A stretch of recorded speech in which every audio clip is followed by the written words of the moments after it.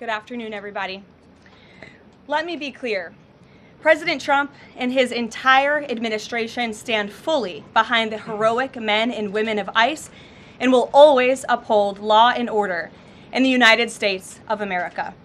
The deadly incident that took place in Minnesota yesterday occurred as a result of a larger, sinister, left-wing movement that has spread across our country, where our brave men and women of federal law enforcement are under organized attack. Right now, immigration and customs enforcement officers are facing a 1,200% increase in assaults, a 3,200% increase in vehicle rammings, and an 8,000% increase in death threats. ICE agents are faithfully enforcing federal law to protect the safety of the American people by removing criminal illegal aliens from our country, which is exactly what nearly 80 million Americans elected President Trump and Vice President J.D. Vance to do. Radicals in the Democrat Party are furious over this. They don't want our border secured or criminal illegal aliens being removed. As a result, Democrats are impeding immigration enforcement operations daily, creating extremely heightened and dangerous circumstances that make it nearly impossible for the men and women of law enforcement to simply do their jobs. Democrats are calling to defund federal law enforcement agencies who are protecting public safety, and Democrats are calling to abolish ICE and defund the police. That will never be allowed to happen under this president and vice president. The Trump administration will redouble our efforts to get the worst of the worst, criminal illegal alien killers, rapists, and pedophiles off of American streets. The Department of Homeland Security will continue to operate on the ground in Minnesota, not only to remove criminal illegal aliens, but also to continue conducting door-to-door investigations of the rampant fraud that has taken place in the state under the failed and corrupt leadership of Democrat Governor Tim Walz. Taxpayers have been ripped off to the tune of billions of dollars in this one state alone, and that is going to end, and people are going to be held accountable. The Trump administration has activated thousands of federal agents, doubled the number of U.S. attorneys in the DOJ office in Minneapolis, and surged resources to hold fraudsters accountable and demand justice for law-abiding American taxpayers and citizens across our country. And that's what brings the Vice President out here with me today to discuss all the Trump administration is doing and to make an additional important announcement on this front. So please, Mr. Vice President, will be joining us now. Thank you, Karoline. Thank you. Great. Well, good afternoon, everybody. And I want to echo some of what Karoline said about what we're doing to combat the rampant fraud that exists in our immigration system, thanks to failed politicians and thanks to people who allowed the American taxpayer to be taken advantage of for far too long. I think it's important to understand why this matters to the American people. I am a father of 3 young kids, a lot of people in my generation. What is that going on there? Is that normal? Okay. CNN installed this broken camera just to throw me off my game, but it's not going to work. So here's the simple fact here. If you're a young parent struggling to afford childcare in the United States of America, there are programs that we have to make it easier for your kids to get in daycare, for your kids to get in preschool. Those programs should go to American citizens, not be defrauded by Somali immigrants and others. Make it hard for you to get the access to the resources you need. But number 2, making it easier for people who shouldn't even be in this country to fleece the United States and our taxpayers to begin with. We have actually activated a major interagency task force to make it possible to get to the heart of this fraud. We have Department of Agriculture resources that are focused on SNAP fraud so that people who need food benefits can get them, but illegal aliens and other fraudsters don't. We have over 1,500 subpoenas that the Department of Justice has issued to get to the heart of the fraud ring. We've done almost 100 indictments, mostly Somali immigrants, but also a few others. And of course, we're looking in with broad investigatory authority to a number of the instances of wrongdoing that we've seen in Minneapolis. But we also want to expand this. We know that the fraud isn't just happening in Minneapolis, it's also happening in states like Ohio. It's happening in states like California. And so what we're doing in order to help coordinate this remarkable interagency effort from the Trump administration, but also to make sure that we prosecute the bad guys and do it as swiftly and efficiently as possible, is we are creating a new Assistant Attorney General position who will have nationwide jurisdiction over the issue of fraud. Now, of course, that person's efforts will start and focus primarily in Minnesota, but it is going to be a nationwide effort because, unfortunately, the American people have been defrauded in a very nationwide way. I want to thank a couple of people for their cooperation, in particular Pam Bondi, our Attorney General, first of all, for getting a lot of resources to Minneapolis to start to investigate and prosecute this fraud, really at an industrial scale. We've never seen fraud like this in the history of our country. Pam has been doing a great job to get the resources there to uncover it, but importantly, creating a job like this often takes months, sometimes even longer. When we realized that we needed this Associate Attorney General position, Pam got this person up and running in about a week. We're going to make the nomination hopefully in the next few days. We'll obviously let you guys know who that is when we do it. I've talked to Senate Majority Leader John Thune, who has promised me swift confirmation for this official, but this is the person who is going to make sure that we stop defrauding the American people. And here's one final thing I'll say about this. I've heard a lot of people say that we need a special counsel to investigate fraud in the United States of America. I actually agree, and that's what this position does. It has all the benefits, all the resources, all the authority of a special counsel, but with two crucial differences. Number one, it will be run out of the White House under the supervision of me and the President of the United States. And number two, it's actually constitutionally legitimate. As you guys may know, the special counsel statute has some major constitutional questions. When we get the bad guys, we want to make sure we get them permanently and they don't have some legal technicality they can get out of, which is why we set it up as an Associate Attorney General. I'll take some questions, but I want to make just one final observation here. When I was actually walking out here, somebody sent me a photo of a CNN headline about what happened in Minneapolis. And this is the headline. I'm just going to read it. Outrage after ICE officer kills U.S. citizen in Minneapolis. Well, that's one way to put it, and that is the way that many people in the corporate media have put this attack over the last 24 hours. And I say attack very, very intentionally because this was an attack on federal law enforcement. This was an attack on law and order. This was an attack on the American people. The way that the media, by and large, has reported this story has been an absolute disgrace, and it puts our law enforcement officers at risk every single day. What that headline leaves out is the fact that that very ICE officer nearly had his life ended, dragged by a car 6 months ago, 33 stitches in his leg. So you think maybe he's a little bit sensitive about somebody ramming him with an automobile? What that headline leaves out is that that woman was there to interfere with a legitimate law enforcement operation in the United States of America. What that headline leaves out is that that woman is part of a broader left-wing network to attack, to dox, to assault, and to make it impossible for our ICE officers to do their job. If the media wants to tell the truth, they ought to tell the truth that a group of left-wing radicals have been working tirelessly, sometimes using domestic terror techniques to try to make it impossible for the President of the United States to do what the American people elected him to do, which is enforce our immigration laws. The President stands with ICE. I stand with ICE. We stand with all of our law enforcement officers.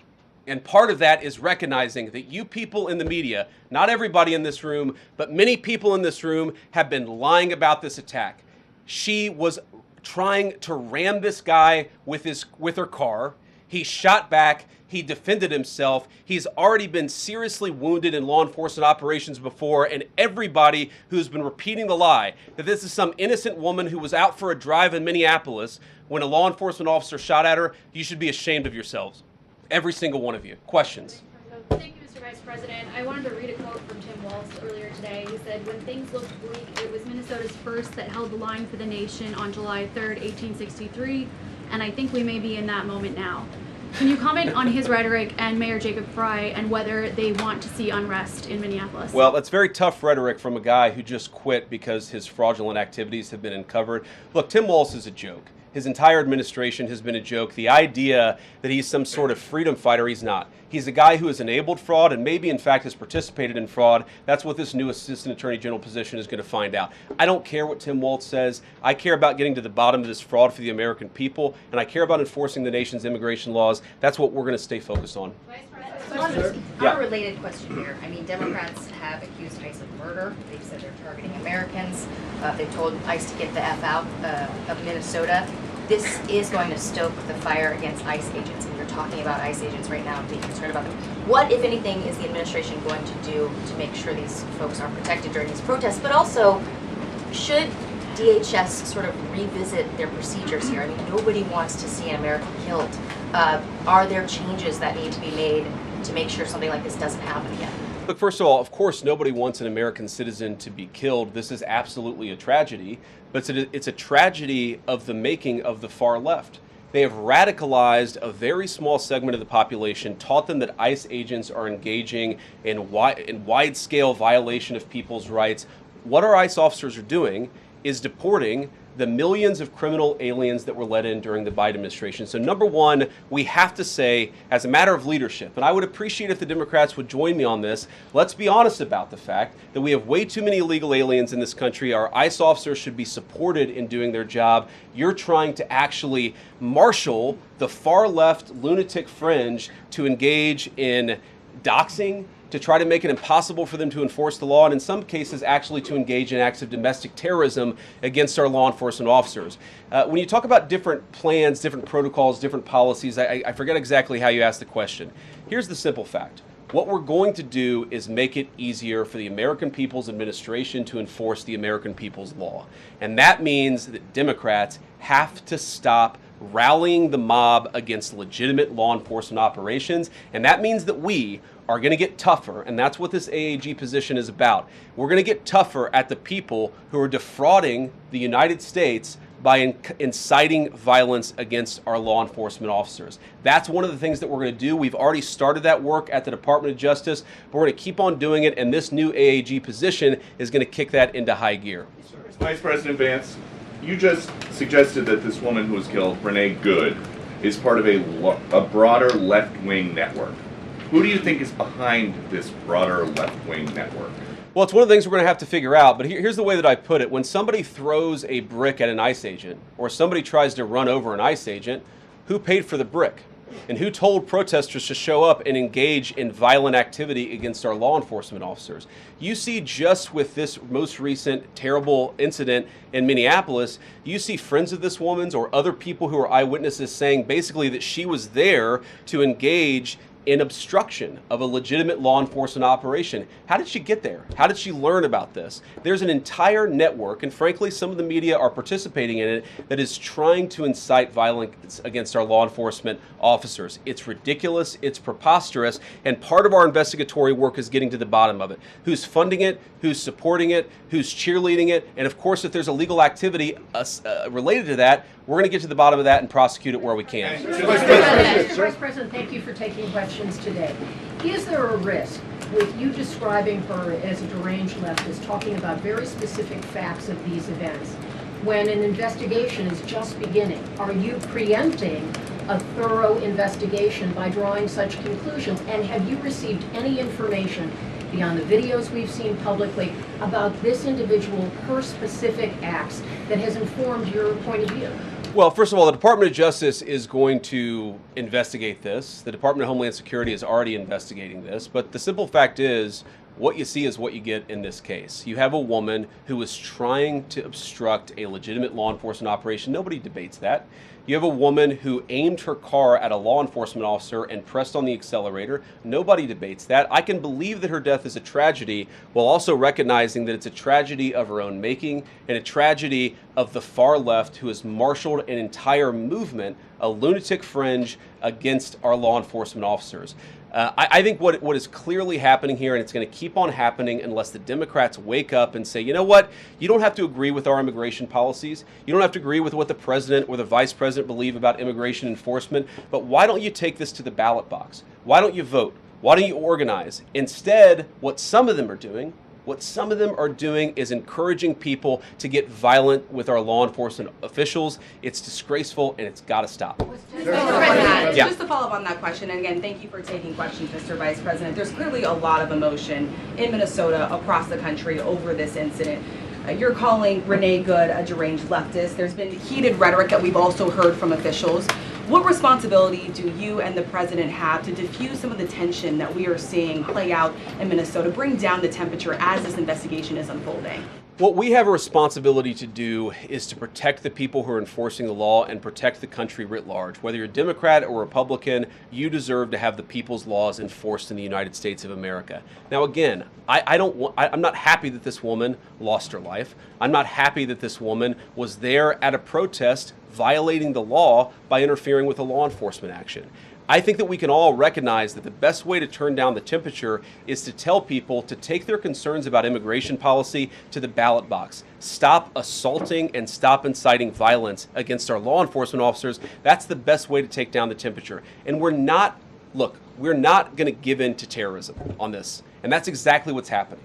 People trying to antagonize, to commit acts of violence. They throw bricks at them. Sometimes they shoot at them. Sometimes they dox them. Sometimes they go to their place of residence and harass their families. This is classic terrorism. And we cannot say that when a far left fringe is inciting violence against our brave law enforcement officials, that we're no longer going to enforce the law. That's rewarding the very people who are engaged in this garbage. The actual reward that they just got is a new assistant attorney general who is going to prosecute and investigate this stuff even more aggressively than before. Yeah. Thanks for taking my question.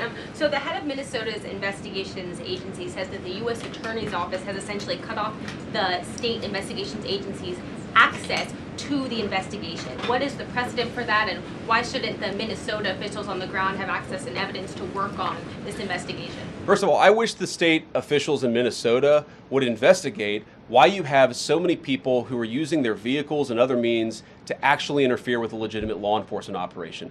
The precedent here is very simple. You have a federal law enforcement official engaging in federal law enforcement action. That's a federal issue. That guy is protected by absolute immunity. He was doing his job. The idea that Tim Walz and a bunch of radicals in Minneapolis are going to go after and make this guy's life miserable because he was doing the job that he was asked to do is preposterous. The unprecedented thing is the idea that a local official can actually prosecute a federal official with absolute immunity. I've never seen anything like that. It would get tossed out by a judge. So what I'd like Minnesota to focus on is the real issue, that they're encouraging people. Minneapolis officials are encouraging people to commit violence against ICE officials. It's ridiculous. It's got to stop.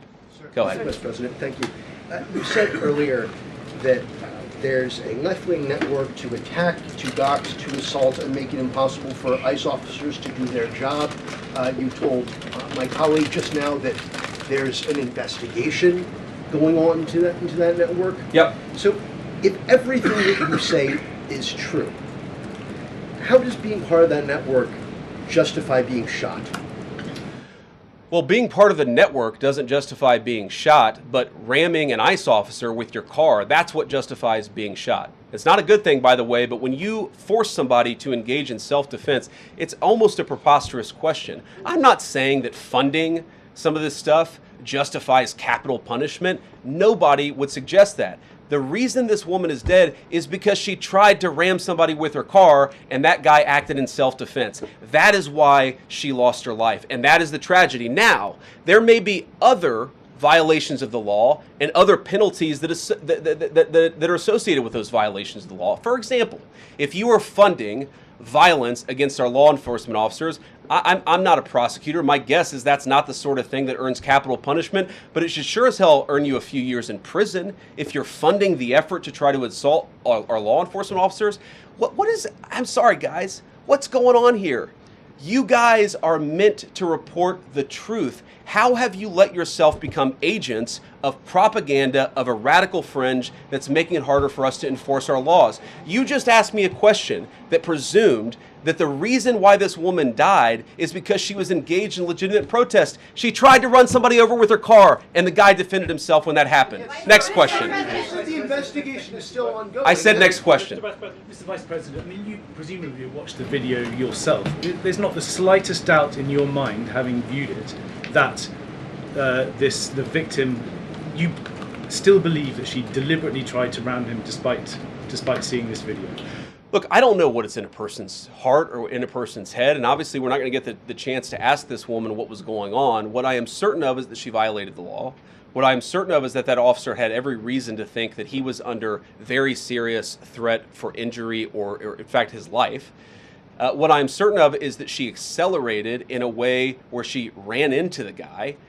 I don't know what was in her heart and what was in her head, but I know that she violated the law, and I know that officer was acting in self-defense. It raises an interesting point, though. Look, if people want to say that we should have a legitimate debate about, what was she really doing, right? Was she panicking when she drove into this officer, or was she actually trying to ram him?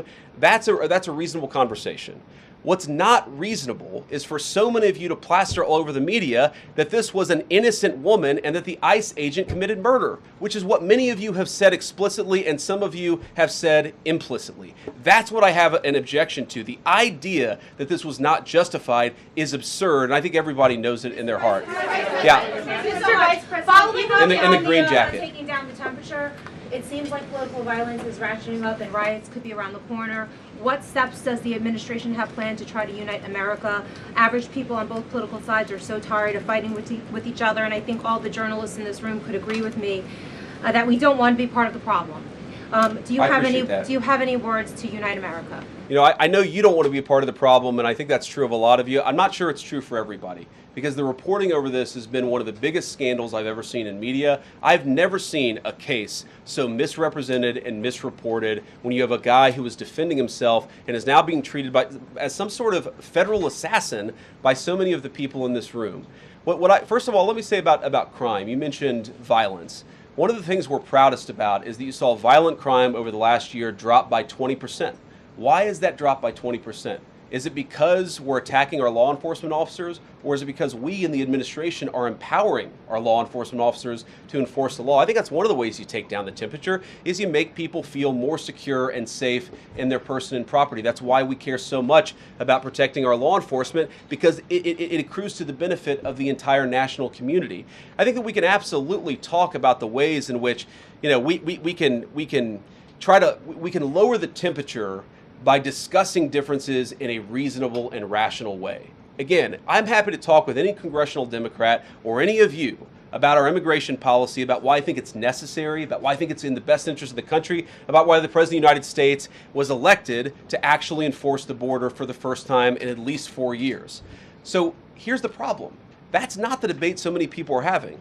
They are actively covering for people who are committing acts of violence against federal law enforcement. It is preposterous. The way to take down the temperature is to stop it. Have your debates about policy. Attack me. Attack the President of the United States. Don't attack our law enforcement officers. They are trying to do the job the American people demanded that they do. They are not policy actors. They are enforcing the law. They should be treated with a modicum of dignity and respect. And the fact that they're not is why incidents like yesterday happened. The one final point I'll make about this is, look, there's a part of me that feels very, very sad for this woman, not just because she lost her life, but because I think she is a victim of left-wing ideology. What young mother shows up and decides they're going to throw their car in front of ICE officers who are enforcing legitimate law? You've got to be a little brainwashed to get to that point to where you're willing not just to protest, that's fine, not peacefully protest, but throw your vehicle in front of legitimate law enforcement officers and drive your car into them. To get to that point, you have to be, I think, radicalized in a very, very sad way. I certainly wish that she hadn't got there. I know there's an ICE officer right now who very much wishes he was not put in the position where he had to fire a gun to defend his own life.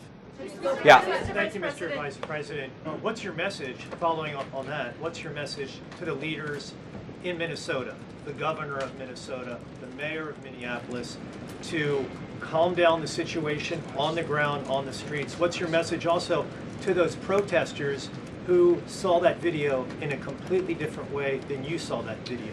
Well, first of all, I think if you watch every angle of that video, there is one angle where if you squint, you can maybe tell yourself that it's not clear what happened. But when you look at all angles of that video, it is very clear that her vehicle went right for the guy. She actually collided with him. And then that's, of course, when he fired his shots. That's obvious, okay? So what I'd say to the protesters is, by all means, protest peacefully, but make this about ideas. Make this about disagreement with our policy. Don't use your protest as a justification or an encouragement for people to go and incite violence and participate in violence against our law enforcement officials. To the people on the ground in Minneapolis, meaning the local officials in Minneapolis from Tim Walz on down, I'd say, look, why can't you just disagree with a given piece of immigration policy without turning law enforcement into the enemy? And think about, for example, a criminal law, where a police officer goes and arrests somebody because they violated a criminal law. If you're mad about that, go and protest the politician who passed that law. Don't attack the police officer who's just doing their job. We had a wide open border under Joe Biden. I happen to think it's a good thing the President of the United States has closed it down. If you think that's a bad idea, criticize this administration for a policy decision. Don't attack our people for enforcing the law, because I guarantee you go to ICE, there are black people and white people, there are Democrats and Republicans, they are patriotic Americans who are trying to enforce the law. Attack me, lay off of our ICE agents. Yeah, in the blue, all the way, yeah. Yeah, thank you, Mr. Vice President. You called on Tim Walz to resign. Can you lay out the case as to why he should step down? Well, look, I think Tim Walz should resign because it's very clear either that he knew about the fraud in Minneapolis, he knew about the welfare fraud, or at the very least he looked the other way. I mean, this is not this is not like Lex Luthor, right? This is not movie villain fraud. This is the lowest IQ possible fraud. This is, we're going to take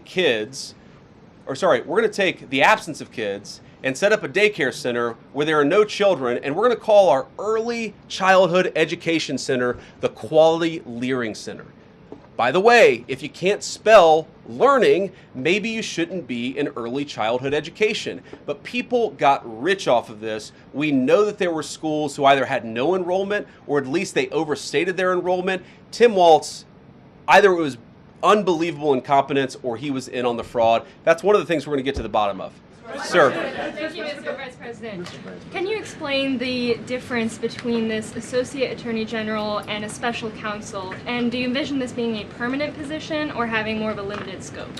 Well, it's going to be permanent until we get to the bottom of what's going on, so I think it's going to last for at least the remainder of the administration. What's different about it from a special counsel is, if you remember, the Jack Smith case where the special counsel was found unconstitutional, one of the big issues there is that that person was not an appointed person, completely aside from all the other issues that the person was a lunatic and that the case had no merit. There was a fundamental constitutional issue, which is that he had not been appointed by the president and he had not been confirmed by the United States Senate. An assistant attorney general, what that's going to allow us to do is appoint this person, have them confirmed by the Senate. That's one difference. The more substantive difference is that this person is going to be part of a very broad interagency White House that's being led from the President of the United States on down. And that's going to give him the resources, the access to material and information to make this person more effective. I think a lot of people have asked, how are you really going to get to the heart of the fraud? We've been asking ourselves that question for the past couple of months, and we think this is the critical piece at the Department of Justice to really ramp this fraud investigation into high gear. In the red tie, yeah. Vice President Vance, I wanted to ask, what's your message to far leftist agitators who feel emboldened to obstruct ICE activity in Minnesota and around the country? Well, I think they shouldn't feel emboldened because now they have an assistant attorney general who is going to prosecute and investigate their fraud and their violence more aggressively than it has ever been investigated in the United States of America. We are doing so much to try to find the financing networks and the domestic terrorism networks that legitimate this violence, that fund this violence, and that, of course, engage in the violence. These people should not feel emboldened because they have, for the first time, maybe in American history, an administration that is not going to tolerate political violence of any kind from anywhere. Yeah. We made clear today that the entire weight of the federal government is behind these ICE agents and this ICE agent in particular.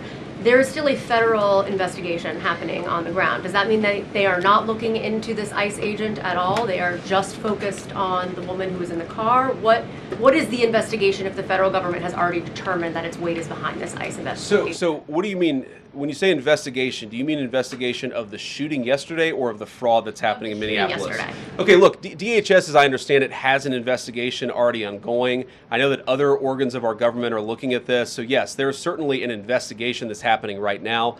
But as part of the broader fraud investigation, a lot of what we're doing with the Department of Justice has already started. We've got over 1,500 subpoenas. We've got people this morning, actually. We're going door to door to actually knock on some of these fraudulent care centers, these fraudulent social services organizations to get to the bottom of what's going on there. So the investigation in some ways has already been ramping up into the anti-fraud element for at least a few weeks. What we're trying to do is supercharge it and make sure there's a designated person within the Department of Justice who completely controls that particular focus. Yeah. Just to follow up on that, Mr. Vice President, on the agent, is he still on duty or has he been placed on leave, on administrative leave? And what really was the target of the operation on Wednesday? ICE operation on Wednesday? Well, first of all, it was a legitimate law enforcement operation. We were going door to door to try to find criminal illegal aliens and deport them from the United States of America, because if you come to our country illegally in violation of our immigration laws, then we have the mandate, and in fact we have the legal duty to enforce those immigration laws. Whether he's been placed on administrative leave, I don't know the answer to that question. I'd refer it to the Department of Homeland Security and they can follow up. I will say, look, I would appreciate everybody saying a prayer for that agent. Look, in the past 6 months, he has been hit twice by a motor vehicle. One time, the first time, it led to over 30 stitches and very serious injuries to his legs. This is a guy who's actually done a very, very important job for the United States of America. He's been assaulted, he's been attacked, he's been injured because of it. He deserves a debt of gratitude, and I think the media prejudging and talking about this guy as if he's a murderer is one of the most disgraceful things I've ever seen from the American media. Yeah. Vice President, what is your specific role in the future of Venezuela? And I'm wondering, could you confirm reports that the Director of National Intelligence, Tulsi Gabbard, was kept out of the planning for the operations because of her past concerns about military involvement in Venezuela? So I've heard a couple of things. One, that I was kept out of the planning for the Venezuela operation, that's false. And another, that Tulsi was kept out of the planning for Venezuela operations, that's completely false. Look, we're all part of the same team. And one of the things that is really amazing about that operation is that we kept it very tight to the senior cabinet level officials and related officials in our government. And we kept this operation secret for a very long time. I'm very proud of that. I think it suggests that the team works very well together. Well, looking ahead, what is my role? Look, my role is going to be whatever the president asks me to do. Has he asked you to do something yet? Well, every other day, I'm chairing the meeting that we do on this among White House principals to talk about next steps to try to ensure that Venezuela is stable, and as the president has directed us to do, to ensure that the new Venezuelan government actually listens to the United States and does what the United States needs it to do under our country's best interest. So I'm going to be as involved as the president wants me to be. So far, that's been very involved, and I'll keep on doing that so long as the president asks me to do it. In the purple. Yes. Even Mr. beyond the war powers Sorry, resolution. we'll go purple and then we'll go pink or whatever that is in front. Royal purple. And then beige. All right. Okay. Are there any indications, you talked about the network, are there any indications that the lady who was shot, I know there are different reports from there, her wife said they were new to the area.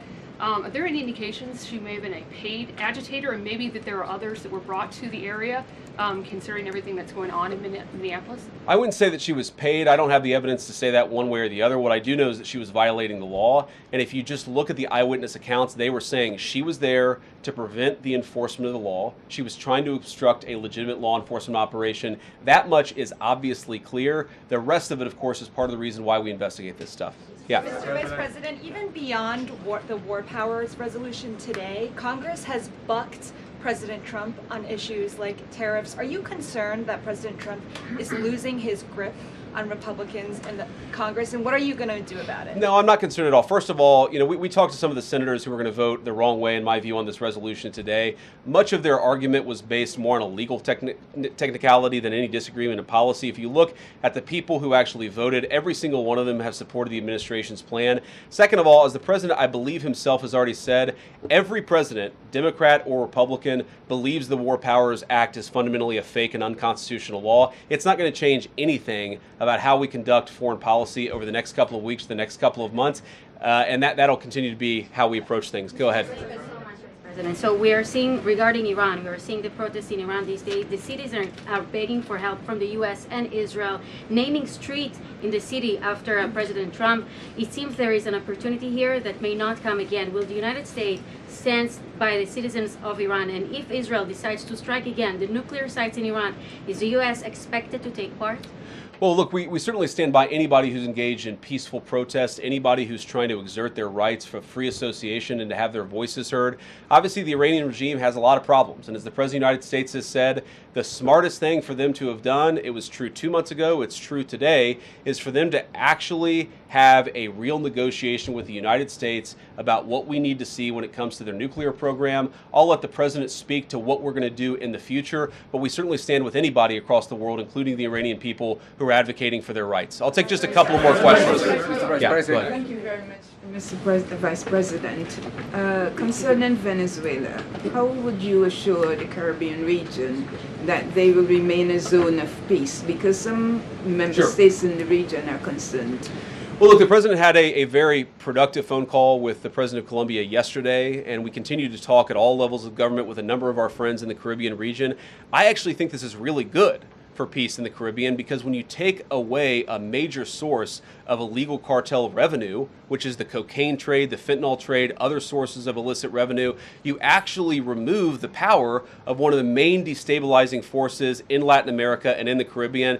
I really do think, look, we say it all the time, this is the president of peace. One of the ways that you establish peace in your own hemisphere is to make it clear that the United States is going to be respected, that the United States is willing to take power away from criminal cartel organizations and give it to legitimate governments. That's how we see the future of the Western Hemisphere, and we think it's going to be much more peaceful than it was certainly under Joe Biden. I'll take one more question. Go ahead. Mr. Vice President, thank you. On Greenland, do you have a message for European leaders? Many in Europe reject the idea that the island could be for sale.